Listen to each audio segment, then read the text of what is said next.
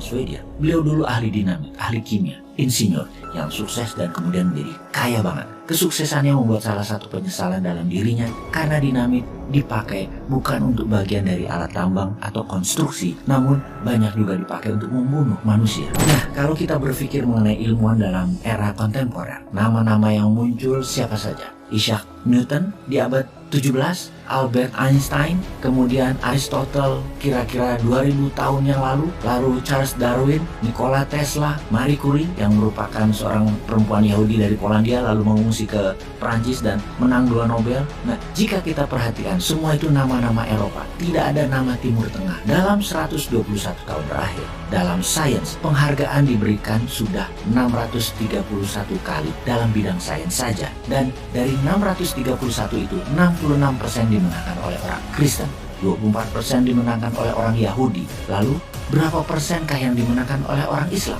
Mengapa orang Muslim yang merupakan 23% dari populasi dunia hanya bisa memenangkan 0,5% hadiah Nobel dalam bidang sains? Mengapa peraih Nobel dalam bidang sains jarang dari kaum Muslim? Apakah Muslim diajarkannya untuk menjauh dari sains? Kita membedah lebih dalam akal hati. Kalau kita melihat ilmu pengetahuan atau ilmu alam, itu terdapat ukuran yang dipakai untuk memberikan pengakuan. Apakah seorang ilmuwan keren atau tidak di era kontemporer atau modern ini, yaitu ada yang namanya Nobel. Hadiah Nobel itu diprakarsai oleh orang yang namanya Alfred Nobel. Beliau orang Swedia. Beliau dulu ahli dinamit, ahli kimia, insinyur yang sukses dan kemudian menjadi kaya banget. Kesuksesannya membuat salah satu penyesalan dalam dirinya karena dinamit dipakai bukan untuk bagian dari alat tambang atau konstruksi, namun banyak juga dipakai untuk membunuh manusia. Penyesalan yang dalam tersebut akhirnya membuat dirinya ingin mengkontribusikan seluruh kekayaannya kepada ilmu pengetahuan. Nobel menyediakan dana untuk memberikan pengakuan apresiasi kepada siapapun di seluruh dunia, dimulai di tahun 1901. Lebih dari 100 tahun yang lalu untuk bidang fisika, kimia, matematika, biologi, ekonomi, sastra, dan perdamaian. Jika kita kupas, itu ada bidang sains, ada bidang non-sains hadiah Nobel tersebut.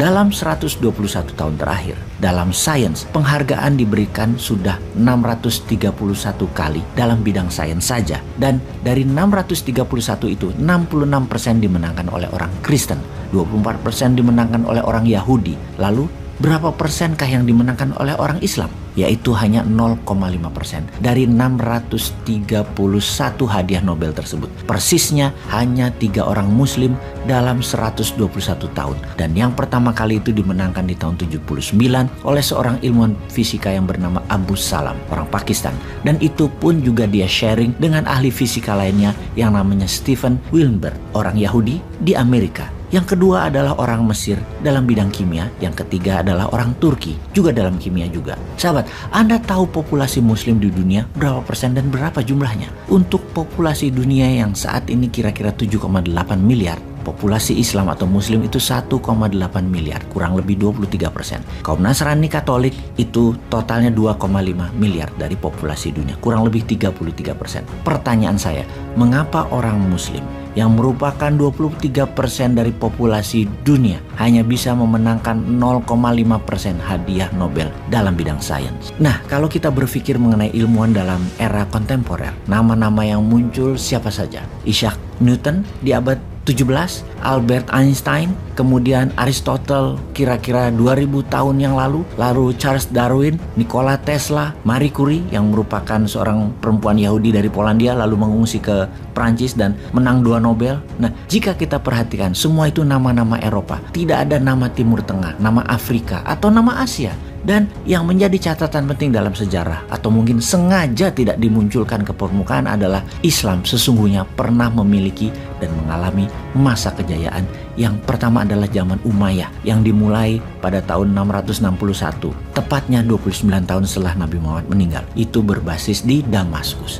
Itu diprakarsai oleh orang yang namanya Muawiyah yang menjadi awalnya seorang gubernur tapi menjadi sangat berkuasa. Bahkan ada teori mengatakan kekuasaan Muawiyah di zaman Khalifah khalifah pertama adalah Abu Bakar, itu sangat berkuasa dan dianggap lebih berkuasa daripada kekuatan spiritual yang dipegang oleh Umar dan Utsman sebelum Ali mengambil alih. Tapi kejayaan zaman Umayyah hanya berkuasa kurang lebih 90 tahun dan diambil alih oleh teman-teman dari Persia yang menamakan dirinya Abbasid atau disebut dengan nama Abbasiyah. Abbasid atau Abbasiyah ini berkuasa selama 500 tahun dari tahun 750 sampai tahun 1258 kira-kira. Dalam 500 tahun ini ratusan ilmuwan hadir. Mungkin kita tidak menyadari bahwa 2/3 dari nama-nama bintang yang ada di galaksi kita Milky Way atau galaksi Bima Sakti itu adalah nama-nama Arab dinamakan oleh ahli astronomi yang hidup di era Abbasiyah selama 500 tahun tersebut. Lalu ada orang yang namanya Ibnu Sina. Beliau menulis karya yang namanya The Canon of Medicine yang menjadi basis untuk ilmu kedokteran untuk bukan hanya Timur Tengah dan era Islam tapi sampai abad ke-19 Eropa. Ada yang namanya Al-Biruni. Al-Biruni ahli trigonometri yang menemukan teori untuk mengukur panjang lingkar planet bumi di abad 9 dan 10 itu. Mereka sudah menemukan bahwasanya lingkar bumi itu 40.000 km. Fast forward ya ke 1000 tahun kemudian, ternyata akurasinya itu cuma off di bawah 1%. Hal tersebut ternyata sudah ditemukan 1000 tahun yang lalu oleh Al-Biruni. Ada juga yang namanya Al-Khawarizmi. Beliau adalah ahli matematika. Beliau menulis buku The Compendium of Addition and Deduction. Inilah inti dari penambahan dan pengurangan yang namanya aljabar. Dan teorinya beliau menjadi dasar, bahkan kata algoritma adalah berdasar dari kata Al-Khawarizmi. Lalu terdapat juga ilmuwan yang menemukan alkimia, chemistry. Itu dari kata alkimia dan dari alkimia menjadi alkemi. Nah, ini disalah tafsirkan oleh Eropa 400 tahun berikutnya. Ternyata dasar dari alkimia itu bercabang dua, alkemi dan kimia. Lalu ada juga ilmuwan yang bernama Al-Tusi yang menemukan teori mengenai kemungkinan bahwa matahari adalah center of solar system. Siapa yang mendeklarasi bahwa matahari itu adalah center of solar system pertama kalinya adalah Kopernikus, orang Polandia, di tahun 1543. Sampai mau dihukum karena dia dianggap mengkhianati spiritualitas Nasrani waktu itu. Abbasiyah atau Abbasid itu diprakarsai oleh raja yang bernama Al-Mansur, yang kemudian keturunannya bernama Harun al-Rashid, dan kemudian keturunannya lagi bernama Al-Mahmud. Al-Masyur, Harun al-Rashid, Al-Mahmud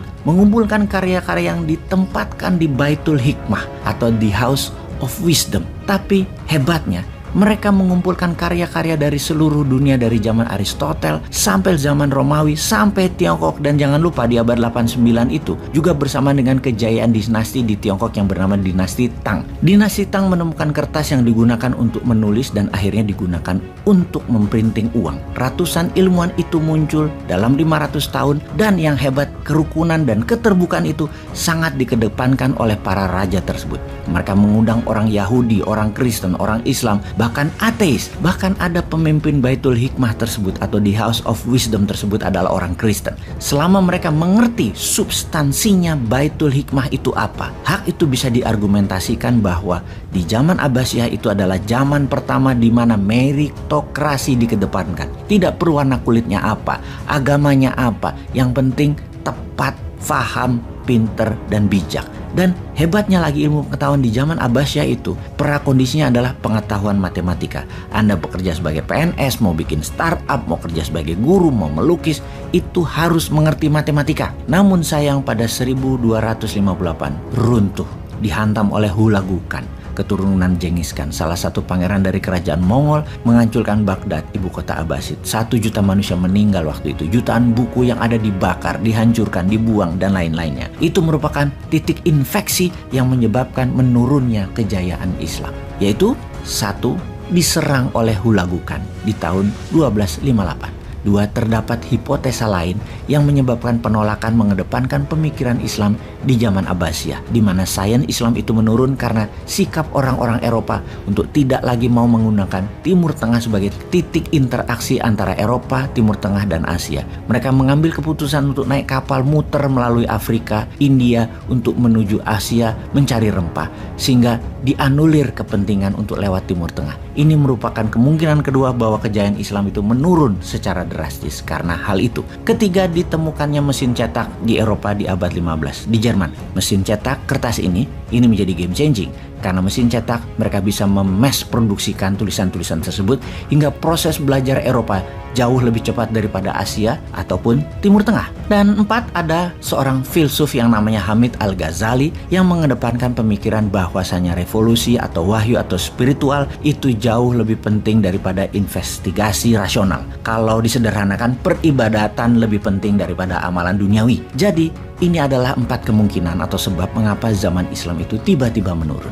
Selanjutnya era zaman Ottoman yang dimulai 1299 dan berakhir di 1922, 700 tahunan. Kesultanan yang ada di Ottoman itu hancur setelah Perang Dunia Pertama berakhir, yaitu di tahun 1918. Tapi bedanya di zaman Ottoman, walaupun kental dengan keterbukaan, mereka itu tidak kental dengan mengedepankan sains serta teknologi. Jadi kita simpulkan sekarang, sesungguhnya jika kita mengedepankan sains, ini bukan mengenai Muslim Science, ini juga bukan mengenai Kristen Science, ini lebih mengenai Science of Mankind, ilmu pengetahuan untuk seluruh umat manusia.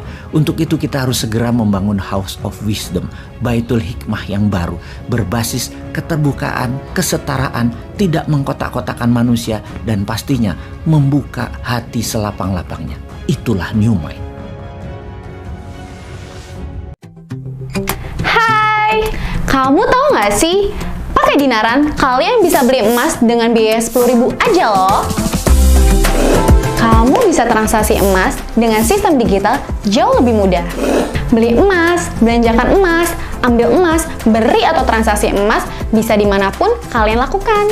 Selain itu, rupiahmu jauh lebih aman dengan underlying emas tanpa takut berkurang dan cenderung naik setiap waktunya. Di Dinaran, setiap rupiahmu bernilai emas. Jadi, download Dinaran sekarang juga.